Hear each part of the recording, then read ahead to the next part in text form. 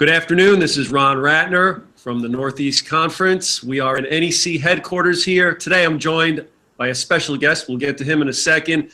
But today is a special Geico Google Hangout, a postseason edition. As always, our Google Hangouts are brought to you by Geico. 15 minutes or more could save you 15% or more on car insurance. Please visit geico.com.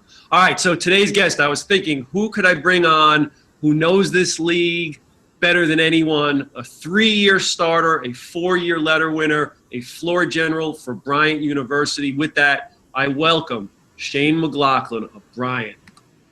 How you doing, Shane? Good to have you here. Thanks for joining us. I know you'd rather be playing right now than talking, but we'll see if we can pick your brain a little bit about these semifinal games coming up tomorrow, about what happened in the quarters. But I'd love to get to talk to you. I didn't get to talk to you this year about your career and your time at Bryant. All right, so let's start with, you're a Jersey guy, which we like around here. You went to Old Tappan High School. You had a great career there, school's all-time leading scorer. How did you get together with Bryant? How did you find each other? Well, actually, I'm not the all-time leading scorer. My brother broke my record shortly after I left. All right. Number 2, though. But well, I actually spent a post-grad year at Choate, played for Adam Finkelstein there. And first time I spoke to Brian was one of our early fall workouts. Dwayne Pina, who's now at Brown, he was the coach that came down, and I think he really liked me. And just kind of went on from there. And they offered me a few games into the season. And down towards the end, it was just a school that I thought I would really enjoy, both academically and from a basketball standpoint. When you were a freshman, you had an apprenticeship, so to speak, with Frankie Dobbs, a really good point guard, terrific. What did you learn from him in that year? I learned a ton. I mean, I think Frank, as good as he was on the court, he was just as good off the court. I mean, he really was one of the best leaders I've ever been around. You could just see it, the way he was respected. I think people really respected him for the way they battled through those early years that were tough, and you just tell the way he had the locker room. And not only was he a great player, but he did a really good job off the court keeping those teams together. So that his senior year, when we finally did have, a talented team that was ready to compete, I think just being through all that really helped him out. And I learned a ton from him, both basketball and, in terms of just being a leader. You had a great run. You finished second, third, and second in the NEC in your first 3 years. You had players that we all know. Everybody's going to remember Alex Francis and De'Ami Starks and Joe O'Shea and Corey Maynard. These are guys that were all-stars in the conference. What was it like being part of that first Bryant class that really made an impact at the D1 level? Well, it was fun. I mean, it definitely was. That first year, we actually went to Italy the summer before the season. And I think at that point, I think we knew we were going to be better, but I don't think we knew just how good, because no one had really ever experienced success at this level. So for us as freshmen, we hadn't been through all this stuff before. And I think people were kind of unsure of how good we were. But when I came in as a freshman, I thought we were the best team in the league just because I didn't know anything.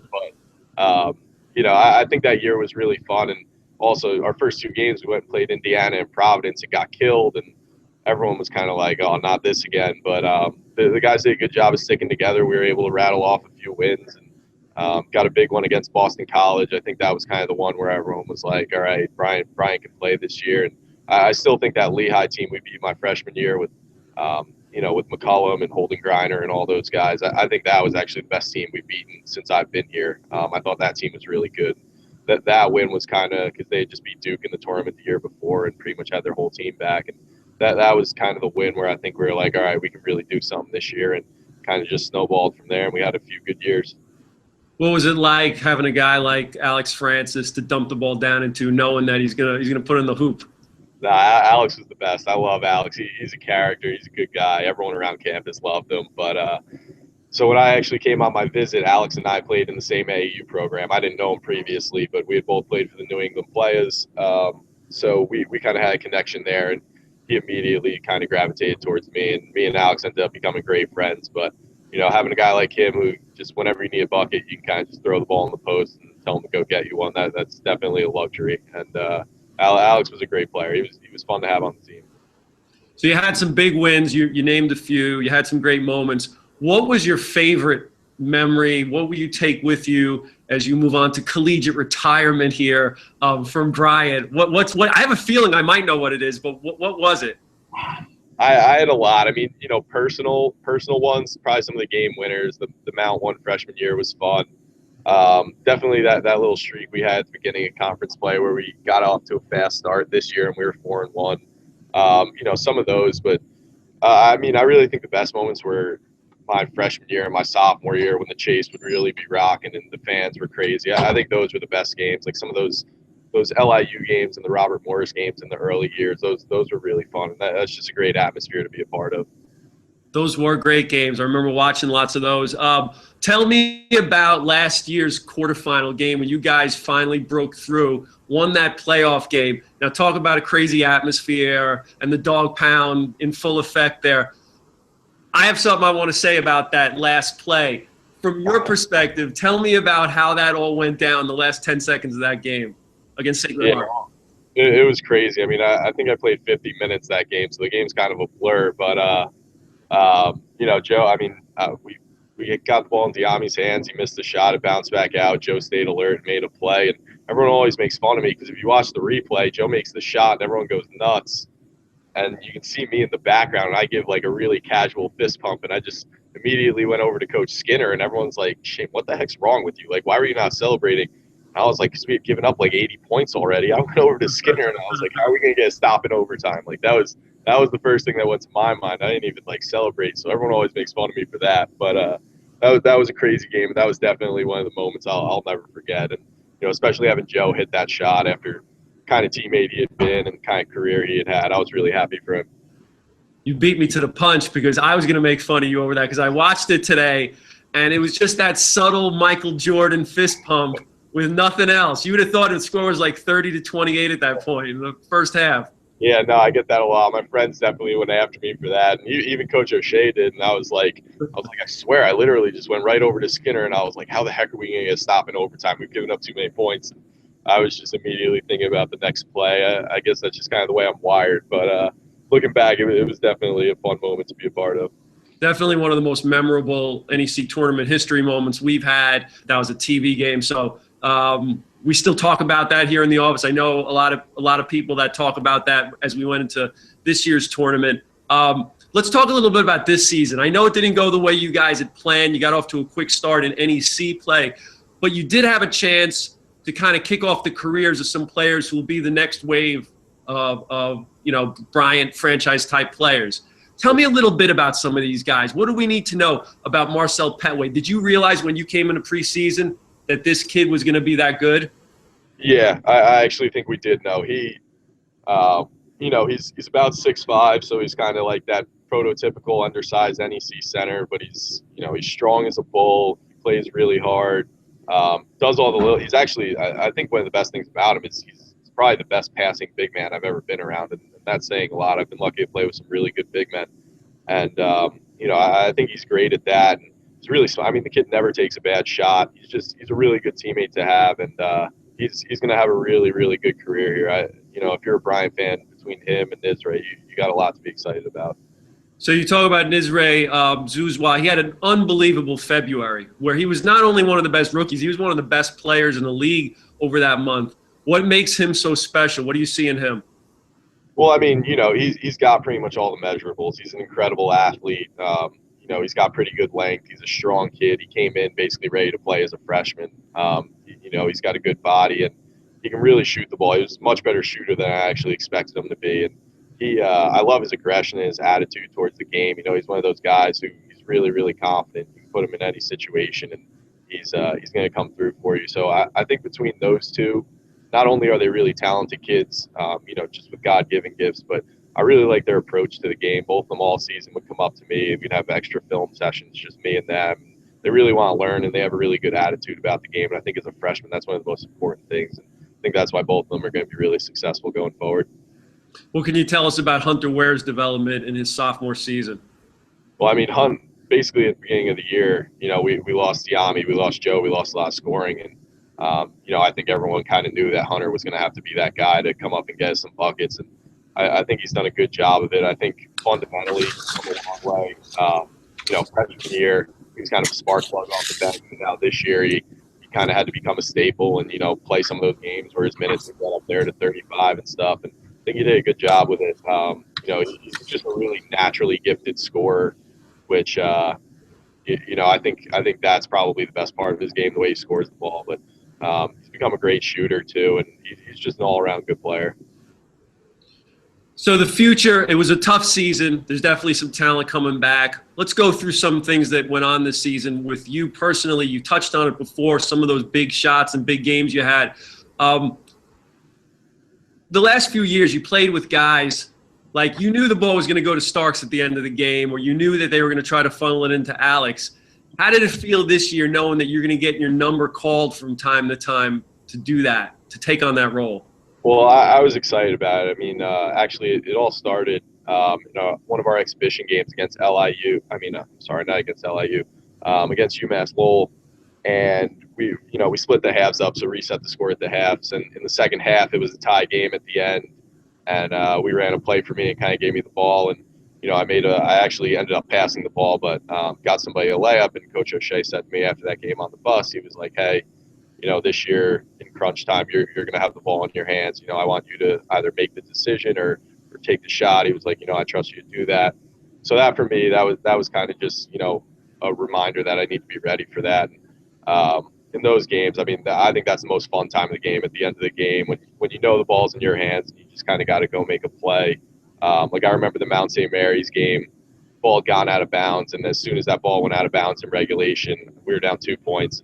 As soon as the ball went out of bounds, I just went over to Coach O'Shea and said, "Give me the ball," and I just called for a ball screen and kind of cleared everything out. But I think just growing up, when you're from a small town, you're kind of always the best player on your team. So I was used to it, and I had taken a lot of shots at the end of the game. So it was something that I was excited I was going to be able to do this year.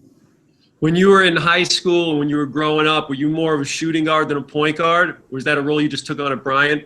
No, I actually always played point. I was really small. My freshman year when I was playing varsity, I was like, no exaggeration, probably 5'5". So I ended up growing a little bit later. So I had always played point guard. My dad was a point guard.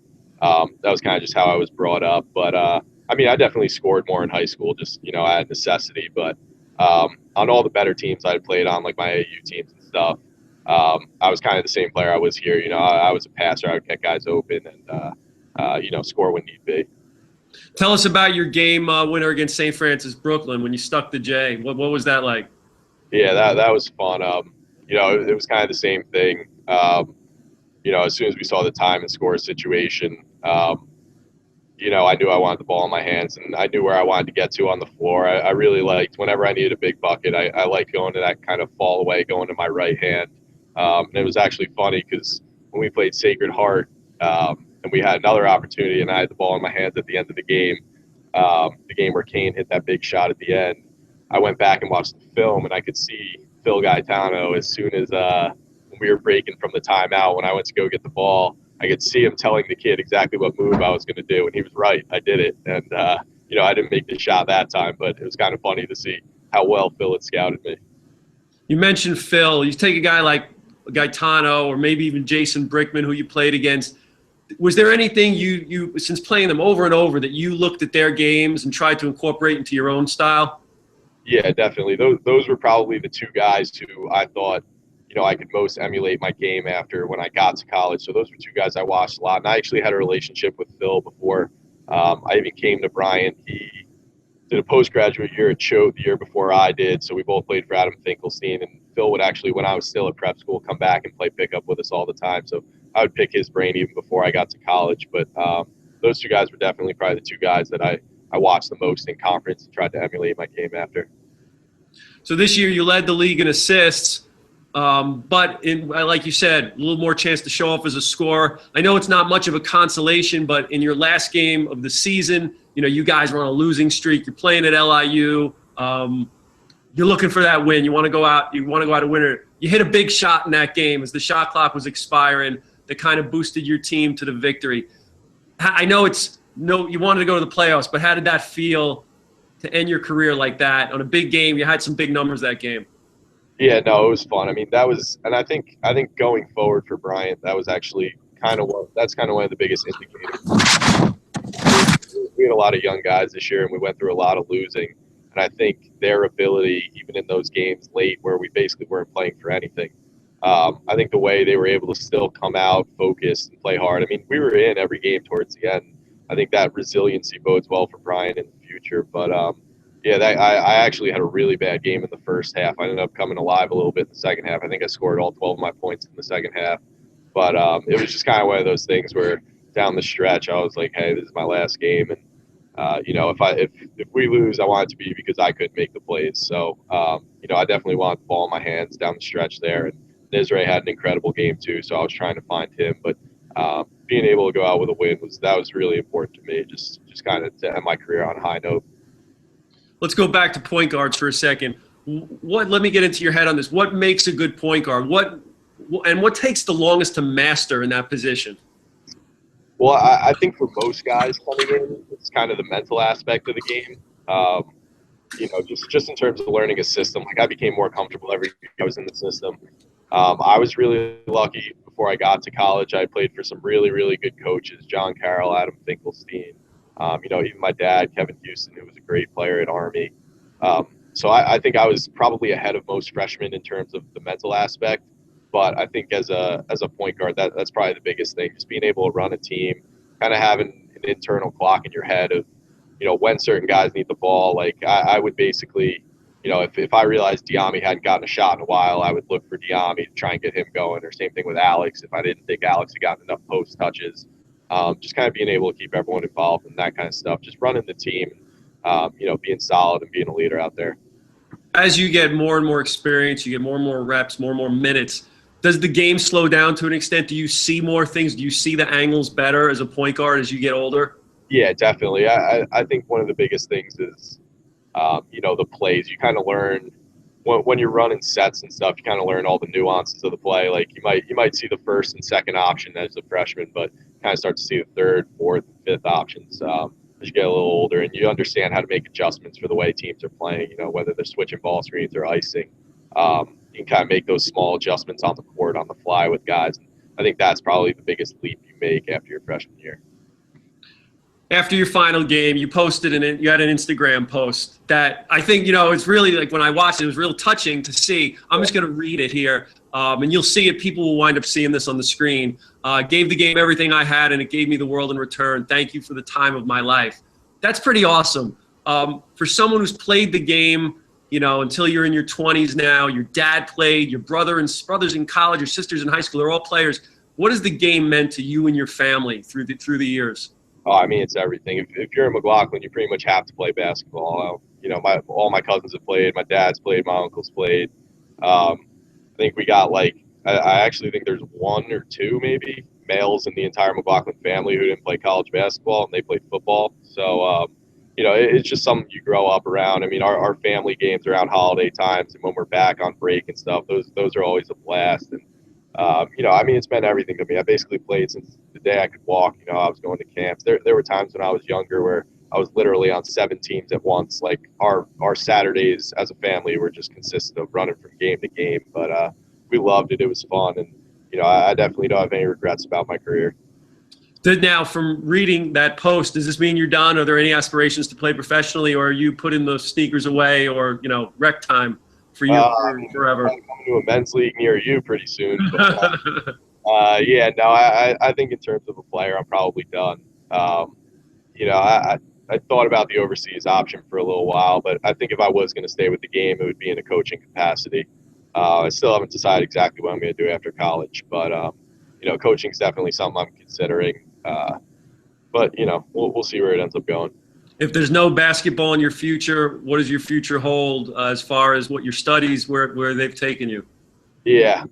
So I had a couple internships on Wall Street and stuff over the summer, stuff in finance.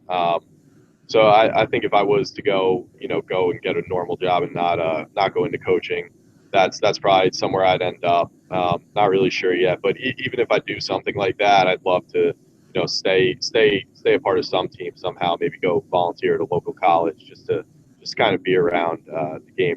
Still stay a part of it, because coaching something that's really appealing to me. I'm just not sure if it's where I want my life to go, but that's definitely something I'm gonna look at. Sounds good. Okay, let's get to the NEC tournament. I know it must have been hard this week, not being, still practicing. Did you watch any of the quarterfinals on Wednesday? Yeah, I did. Yep, I watched. Actually, I saw a good portion of most of them. So Okay. Of the four quarterfinal scores, what surprised you the most? that's tough. None. I mean, I was surprised. Robert Morris. I said from the beginning of the year when people would ask me in the beginning of conference play who I thought, when we were still in it, when they said who do I think is our biggest threat, and I've been a big fan of Wagner the whole time. I love the way they play defense.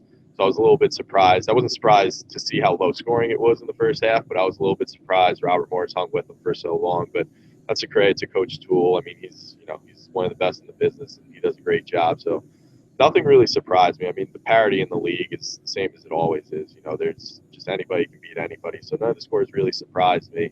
But I thought they were all good games. And they were all interesting to watch.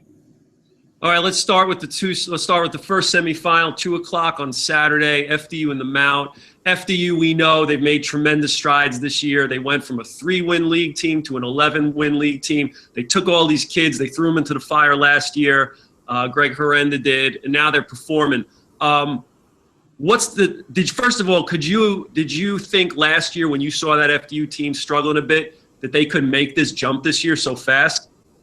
No, I didn't. I mean, they've been really good this year. I really like the way Coach Herenda has them playing. He gives them a lot of freedom offensively. It's a lot of just pick and roll stuff and kind of letting guys make plays. And Earl Potts has had a tremendous year, and he's been really, really efficient. I think that's probably the biggest thing with him is efficiency. But the thing with them is you got to guard everybody. There's never a guy out there who you can kind of play off of, and that's hard. When you got 5 guys out there that can score, that makes it real tough on defenses.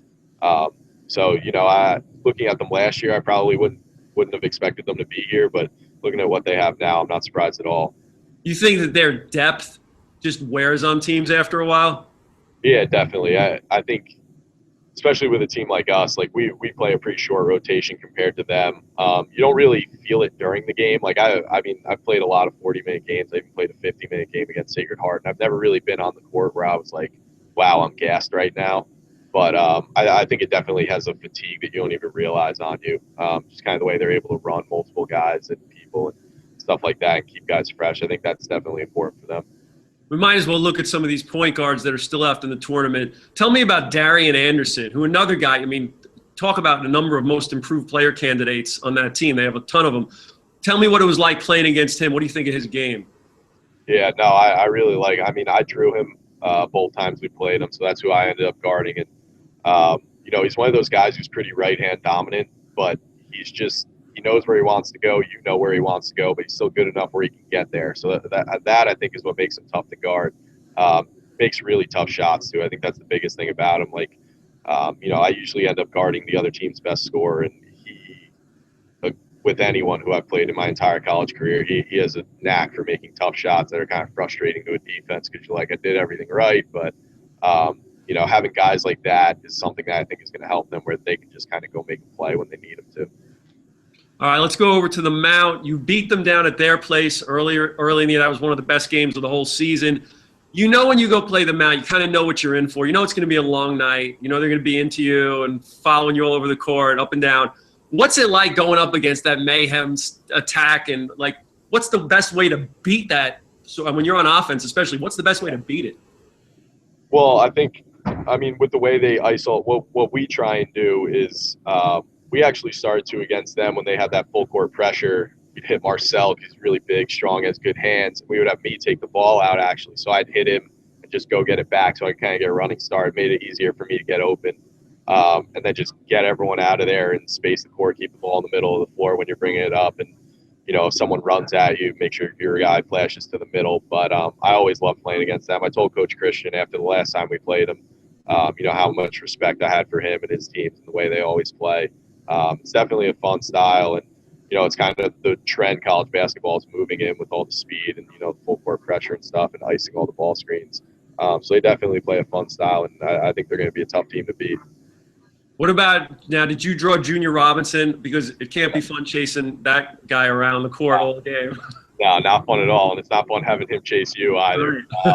He's fun to watch. He's actually one of my favorite players to watch play in the NEC. He's got a really fun style. He's basically impossible to keep in front of you.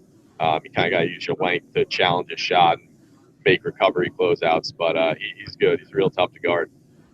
You look at the first time those two teams played this year, the Mount forced 24 turnovers from FDU. FDU was able to cut it down in the second game. FDU won that, so they both won at their other on the road in the series this year. What do you see as being the key to this game? Well, I think, like you just said, I think it's the turnovers. I think FDU's style probably lends them to a few more turnovers than most teams, but I also think because of that style, they can have a higher turnover number and still win.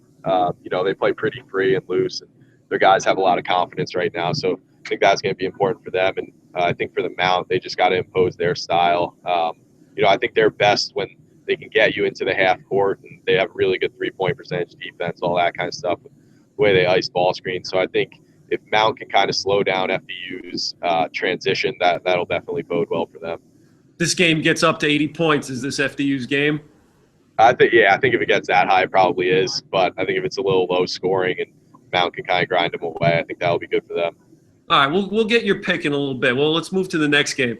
Wagner and LIU. Let's look at Wagner a little bit. You already said that you knew they were going to be good. They're big, they're strong, they're deep, they rebound. They get right up in you.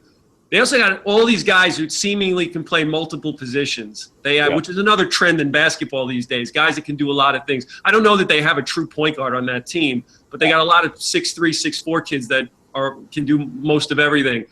On any given night, like Ramon Saunders went off against you guys, hit 7 threes, which I don't think you could game plan for 7 threes from Ramon Saunders, who's a great player, but you just don't think it's going to happen. Does their depth and the fact that they're so multifaceted make it hard to game plan against them in general? Yeah, no question, because they got a lot of guys that can hurt you. I mean, their best thing that they can always hang their hat on is their defense. And like you said, they got all those wings that can play different positions. I mean, these kids, they're 6'4", but they're strong too. Like they're built, and they can beat you up physically. And I remember coming out of those games this year, and like I felt like I went through a war the next day. They got a lot of guys that can do a lot of different things. They beat you up around the rim. The offensive rebound, Mike Amon is a terror on the offensive glass.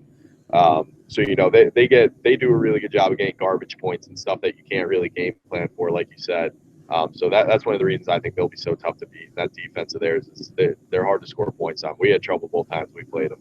Good game when you were down in their place in Staten Island. That was a good game, early season game. Let's talk about LIU Brooklyn, team with a lot of weapons, real athletic, score inside and out. If you watched the game on Wednesday, you saw they really took it to them in the first half, built up a nice lead. They made enough plays down the stretch to hold on, despite Kane Broom going ballistic in the second half. What are your impressions this year? I know you split the 2 games with them. What's your impressions on LIU? I really like him. In my opinion, I think Martin Hermanson's the most complete player in the league. I love his game. I think he can do a lot of different things out there. So I really think he's the key to them. Then Jerome Frank is obviously awesome too. Both those guys really actually at this point kind of hurt you at all 3 levels, scoring the basketball. So I think they're really tough to beat when they got other guys making shots too. They're going to be a really tough out. I wasn't surprised that they beat Sacred Heart. I thought Sacred Heart would actually win the game, but I wasn't surprised at all that they ended up winning. I mean, LIU's, especially offensively, they're really tough to guard. With having essentially 2 point guards out there with Santil and Hermanson, that make it difficult for you guys this year and other teams? Yeah, no question. I actually think I'm personally, thinking about going into the coaching and that kind of stuff. I love teams that play 2 point guards. Like I always think our best teams here at Bryant essentially had 2 point guards. You'd always have, either Frankie and Corey on the court, or me and Frankie, or me and Corey together at the same time. And I just think when you have 2 guys that can really facilitate, it obviously helps if you got a guy like Hermanson who can really score the ball too. But I think if you have 2 guys that can really set things up for other people, that really helps your offense out. So I think that's definitely one of the toughest things about guarding them. With all the parity in the league this year, I've heard a lot of people say that this tournament is more matchup driven than seed driven, with all the teams being even. With that said, LIU swept Wagner this year. What do you think? Why do you think they match up so well against Wagner? Well, I think they're able to control the glass a little bit. I think Zana and Frank do a good job down there and kind of take away some of Wagner's garbage points. LIU pretty much has guys that can shoot all over the court, so that helps against a team like Wagner. And I just thought they did a really good job when Wagner was icing the ball screens, especially in the first matchup I saw him. I actually didn't see the second matchup, but I think that's the key against Wagner. So, I think LIU definitely has a good shot to beat him again. When you go down to Wagner and you play in that small gym that they pack, is that one of the tougher places you got to go into each year? Yeah, no, it definitely is. I think as much as it's the atmosphere, it's also their style, and it just kind of goes hand in hand. It's always a loud crowd. I feel like every time we play there, they have some of their best crowds of the year, and then kind of just their style. And you got guys making plays, making big dunks, and the place goes crazy. So that's definitely a fun environment to play in, but also a tough one. All right, so we're down to the final four. It's time. Let me get Shane McLaughlin's picks here. Let's start. Mountain FDU. Who will win this game? It's tough, but I actually think the Mountain will win the game. So like you said, I think it'll be a little bit more of a low-scoring game. I don't think they'll let FDU get up into the 80s, but this league's tough to predict. I mean, even being someone who's played in it 4 years, I feel like I know every guy's game on the court in and out, but it really is tough to predict. But I'm going to go with the Mountain. You say it's tough to predict. It's funny because Martin Hermanson earlier this year told me that he doesn't understand the scores that come through every night. He says, I just don't get it. You think you know something, then you know nothing. Yeah, no, I swear, you'll think you got a beat on a game and you're pretty confident with who's going to win, and next thing you know, they'll lose by 20 points. And just kind of, it's who comes to play, who gets hot. There's a lot of guys in the league who I think have an ability to just kind of go off on any given night, and that bodes for some inconsistency with the scores. So you picked the Mount, you picked the road team. One question, going back to that for a second, do you think Mount's experience in big games that some of their kids have versus the youthful nature of FDU, does that play a role? Yeah, that's definitely part of it. Mount's been in a lot of big games. They got a lot of guys who have been there before. I think Ash and Robinson are really, really tough guys to guard. I think when we played Danaher too this year, I swear he shot like 98% against us from the floor. So I think having him being consistent in the middle will help them. And I have a ton of respect for Coach Christian. I think he'll have those guys ready to go, and they'll go into an away environment and come away with the W. Okay, so we got Mount in the first one. Second game, LIU Wagner, 4:00. What's your pick? I got Wagner. I think if there's any team in the conference that can match up with LIU and kind of guard them, I think it's going to be Wagner. And I know they lost both the other times, but it's tough to beat the same team 3 times in a year. That's hard to do. So I think it's going to be Wagner in the end there. All right, let's take this out to Tuesday then. Wagner versus Mount. Your NEC champion 2016 is? I think it's going to be Wagner. I picked him from the beginning, so I kind of got to start with him. I said that was going to be our toughest competition. So now that we're out of it, I think that's who I got to go with. You got to give a lot of these teams credit. When you look, I know the preseason poll is meaningless and these coaches never get it right, but you got a Wagner team pick 6th. You got an FDU team pick 9th. You look at St. Francis PA. I know they were the 7th seed, but they had a great season most of the year until they fell off at the end. They were picked 8th. So, another wild and woolly year in the NEC, I guess. Okay. All right, Shane McLaughlin, this was great stuff. Thank you for helping us break this down. You're pretty good at this, by the way. You might want to think about a future in analyst, as an analyst. Thinking about that too a little bit, so we'll see. Not bad. We'll have to talk. All right. You've been a great rep for Bryant University and a great representative for NEC sports throughout the years. It's been a pleasure to watch you and your teammates and the growth of the Bryant program. So thank you for joining me today on our Geico Google Hangout. Thank you. Thanks for having me, and thanks for all your coverage over the years. Really makes the experience better. Thanks, Shane. All right, today's Geico Google Hangout. You can save 15% on car insurance. Just take 15 minutes. Visit geico.com. Thanks. This is Ron Ratner from the NEC. We'll see you next time.